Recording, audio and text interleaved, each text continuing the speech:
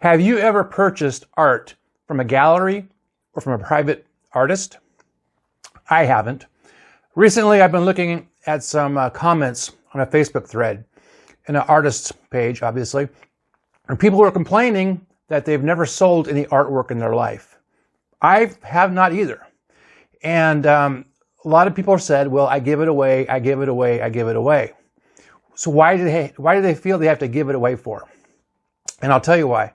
I am not a collector, really, if anything. I have some Star Wars figures, some Star Trek figures, and over here I got some plastic dinosaurs. The only other collection I have is my own personal artwork. And I have probably 100 different ones of those stored in this room. And I've given away lots and lots of artwork. Now, I used to be a member of a gallery in Lincoln, Nebraska. And my artwork hung in there for like 18 months. And I had it priced. I didn't think it was overly priced. I think it was like $500. It had another one for like $3, and I didn't even get a bite. And I can tell you honestly, going through that gallery and the one across the street, there wasn't anything in any of those galleries I felt I had to spend $300 to $500 on to put in my house. I've never even purchased that crappy stuff you get at Hobby Lobby. I mean, most of the artwork in my house is my stuff, which is probably the same as most artists, and stuff that my wife put up, and stuff we inherited or was given to us. I don't know if there actually is an art market, realistically. There probably is. And you're watching this video, I'm going to get comments, people saying, well, I sell tons of artwork. You're just not marketing yourself right. Well, I think I'm in the majority here when it comes to the fact that I haven't sold anything. I mean, would you hang this thing in your house? I would. Most of the artwork in my house looks just like this. Because I do a lot of sci-fi fantasy artwork. The canvas that this is painted on, I bought at Goodwill, and I gessoed over it. I painted my own painting on top of it. But so I'm spending $30 for a painting I'm not even going to hang. But what I put out here, to me, pricing this stuff is really hard to do. To me, that thing's worth 10 grand. But most of my artwork appeals to kids. I was a kid when I started painting like this, and no kid has the kind of money it takes to buy this stuff. I mean, most of the times I give this stuff away, it's to teenagers or people in their early 20s. And they love it because that's their thing. They're comic book kids, But no grandma is going to hang that in her house. I get that. And I've tried painting stuff that was more mainstream. There's videos on this channel of birds and animals and goats and cats and dogs that I thought were pretty well done. And I still can't get any bites on it. But I think part of the problem is that there's way more supply than demand. And that goes the same thing with the book industry as well. I mean, I'm an author. I'm a fairly prolific author. I've written about 20 full-length novels. And back in the days when Stephen King was starting, the book market was packed and glutted and full.